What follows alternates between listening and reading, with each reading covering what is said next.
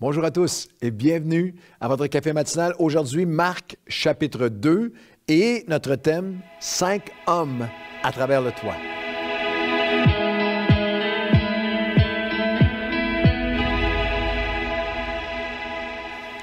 Bienvenue tout le monde à ce café matinal. Encore une fois, quelle joie de traverser les évangiles avec vous, chapitre par chapitre, un café matinal par chapitre. Imaginez que déjà, l'évangile de Matthieu, les 28 chapitres sont là. Vous pouvez les visionner à la suite l'un de l'autre de manière chronologique et ainsi avoir capturé l'essence de chacun des chapitres, faire un dévotionnel visuel, vidéo spécial. Cet été, je vous invite à faire ce voyage-là dans les évangiles. Il y a des gens partout à travers la francophonie qui le font en ce moment. Bienvenue à vous qui nous suivez sur tous nos sites, tous les gens de Nouvelle Vie sur tous nos sites et vous nous suivez sur la page Facebook de Nouvelle Vie ou sur notre chaîne YouTube. Bienvenue particulière à ceux qui nous suivent sur On est ensemble ou EMCI ou le Top Chrétien. Quelle joie maintenant ce matin d'être avec vous dans l'Évangile de Marc, le 2e chapitre.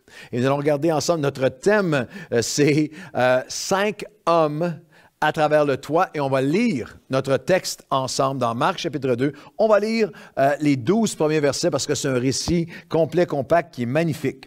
Verset 1 de Marc chapitre 2, quelques jours après, Jésus revint à Capernaum. On apprit qu'il était à la maison. Il s'assembla un si grand nombre de personnes que l'espace devant la porte ne pouvait plus les contenir. Il leur annonçait la parole.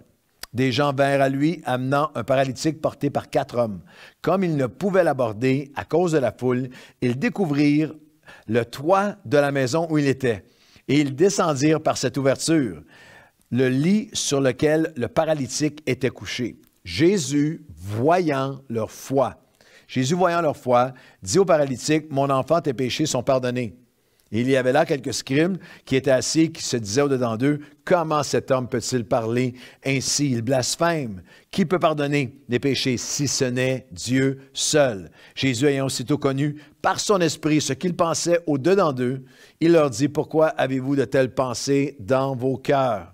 Lequel est-il plus aisé de dire au paralytique, « Tes péchés sont pardonnés » ou de dire, « Lève-toi, prends ton lit et marche. » Or, afin que vous sachiez que le Fils de l'homme a sur la terre le pouvoir de pardonner les péchés, je te leur donne, dit-il au paralytique, « Lève-toi et prends ton lit et va dans ta maison. » Et à l'instant, il se leva, prit son lit et sortit en présence de tout le monde, de sorte qu'ils étaient tous dans l'étonnement et glorifiaient Dieu en disant, « Nous n'avons jamais rien vu de pareil. » Alors, quel est le message de ce miracle, de ce paralytique, ces 4 amis qui le passent à travers le toit? Quelle est la pensée de Dieu, les principes, les promesses, la pratique, la prière pour nous aujourd'hui? Eh bien, la première, c'est que la maison pleine ou la maison remplie de fidèles n'est pas suffisante pour que le miraculeux s'accomplisse à l'extérieur pour le paralytique.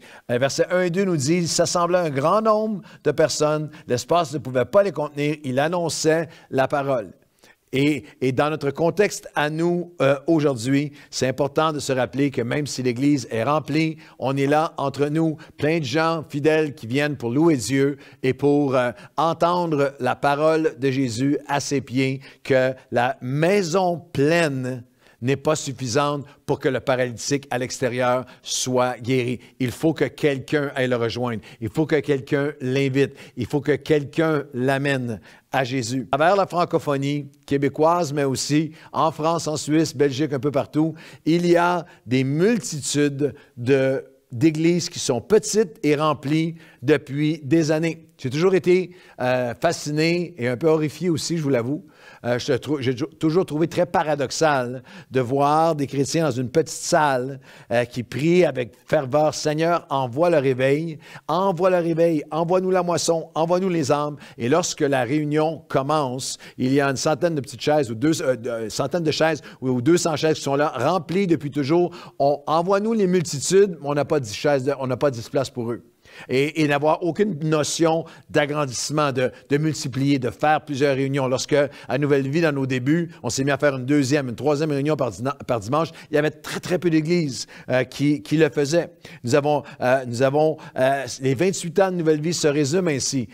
Chaque endroit, chaque église avec plus de réunions, nouvelle salle, nouvel agrandissement. Lorsque nous sommes arrivés dans nos locaux actuels, avec 2000 places, les gens disaient, enfin, on est revenu à une réunion. Moins de 2 ans plus tard, on a ajouté un deuxième culte, un troisième. Nous avons besoin d'être saisis à nouveau avec cette pensée. Ce miracle nous rappelle que la maison remplie de fidèles, jusqu'à un certain point, ne sera jamais suffisante pour rejoindre les gens à l'extérieur. Des chrétiens qui, entre eux, se réunissent pour dire, Seigneur, envoie le réveil, ne sera pas suffisant. Il faut les 4 hommes qui vont, il faut ceux qui invitent, il faut ceux qui vont rejoindre, il faut toi qui partage ta foi, toi qui invite, toi qui t'implique, toi qui sers, toi qui mets la main dans cette moisson. Le deuxième message, la deuxième pensée de Dieu qu'on peut découvrir dans ce miracle, c'est que les grands accomplissements du royaume de Dieu sont rendus possibles par des serviteurs anonymes, anonymes aux hommes, mais connus de Jésus, connus de Dieu. Le verset 3, des gens vinrent à lui amenant un paralytique porté par 4 hommes. Quoi? On n'a même pas leur nom. Ils n'ont pas de titre, pas de page Facebook, pas de plaque, pas de trophée, pas de médaille, pas de mention sur l'estrade par le pasteur de leur nom ou de leur fidélité, même pas nommé de la plateforme par Jésus. Vous savez, nous sommes dans une génération où un enfant de 6 ans au Québec a déjà eu 10 trophées de participation, médailles et souvent 3 graduations. On a plein de familles qui mettent sur Facebook, voici mon enfant qui reçoit son diplôme, la toge, la séance photo pour sa graduation de la garderie. Ou de la prématernelle. Il est rendu à 6 ans, il a déjà eu 4 diplômes et tout le monde est toujours, tu es le meilleur, tu es le champion, tu es le roi, tu es le royaume de Dieu s'accomplit alors que les serviteurs anonymes prennent leur place. J'ai rien contre célébrer les enfants qui graduent dans la garderie, envoyez-moi pas de courriel, ou de la prématernelle, ou les médailles ou les trophées de participation. Mais nous avons une génération qui veut seulement être vue et le royaume de Dieu s'accomplit à travers des hommes et des femmes anonymes qui prennent leur place. Alors la question, c'est, comme ces 4 hommes, est-ce que tu prends ta place? Est-ce que tu es revenu au service? Est-ce que tu sers? Est-ce que tu réalises que lorsque tu sers Dieu, peut-être que tu n'es pas vu des hommes, mais que Jésus a vu leur foi? Jésus connaissait leur foi. Jésus a vu la foi de leur cœur. Il connaissait ceux qui le servent anonymement et la foi de leur cœur de le servir pour le voir être glorifié. Qu'est-ce que ce miracle des 4 hommes qui, à travers le toit, passent leur ami pour qu'ils soient guéris, leur ami paralytique, pour qu'ils soient guéris par Jésus? Qu'est-ce qu'il nous enseigne? La troisième pensée, c'est que nous devons faire attention à qui sont nos amis et à quelle sorte d'amis nous sommes réellement pour les gens autour de nous. Ce paralytique avait la bénédiction d'avoir 4 amis qui l'ont rapproché de Jésus. Alors, la première question, as-tu des amis dans ta vie qui te rapprochent de Jésus? Tu as des amis qui t'amènent au travail, qui t'amènent au golf, qui t'amènent à une terrasse, à un spectacle, à un pub, à un bar. À travers toutes les saisons de nos vies, on a des amis qui peuvent nous amener, nous influencer dans toutes sortes de choses, à consommer, à toutes sortes d'habitudes, à critiquer, à murmurer, à être jaloux, à toutes sortes de choses. Et nous avons des amis qui peuvent aussi nous amener, nous rapprocher de Dieu. Alors, c'est une question pour toi. As-tu réalisé que tous nos amis et nous-mêmes sommes toujours contagieux, qu'on a toujours un impact sur les gens autour de nous? Est-ce que tu as des choix à faire chez tes amis? Est-ce que tu as pris la responsabilité? Est-ce que tu as compris que c'est important d'avoir dans ta vie des personnes qui t'approchent de Dieu, qui t'approchent de Jésus, qui remplissent, renouvellent ta foi, t'encouragent, build you up, te reconstruisent, te bâtissent, te motivent? Nous avons besoin d'être des porteurs les uns pour les autres. Le problème de cette parabole, de ce miracle, c'est qu'il y a une maison pleine, mais il y a juste 4 porteurs. jusqu'à être prêt à porter le fardeau de l'autre? Es-tu seulement assis à la maison ou es-tu prêt à aller vers quelqu'un? Parce que la question, ce n'est pas seulement quelle sorte d'amis as-tu autour de toi, mais toi, quelle sorte d'amis es-tu? Quelle sorte d'influence que tu as sur les autres? À ton contact, est-ce que les chrétiens autour de toi sont encouragés, sont édifiés? Si tu es plus mature dans la foi lorsque tu parles avec des gens autour de toi, lorsque la réunion est terminée, lorsque tu es entouré de croyants, qu'est-ce que tu communiques? Qu'est-ce que tu dégages? Est-ce que le fait d'être avec toi rapproche les gens de Jésus? Non seulement quelle sorte d'amis as-tu autour de toi, mais ce miracle nous rappelle que la responsabilité, quelle sorte d'amis suis-je pour les autres? Ces 4 hommes l'ont rapproché de Jésus. La dernière pensée, c'est que ce miracle nous rappelle, c'est que si la porte est fermée, frappe plus haut.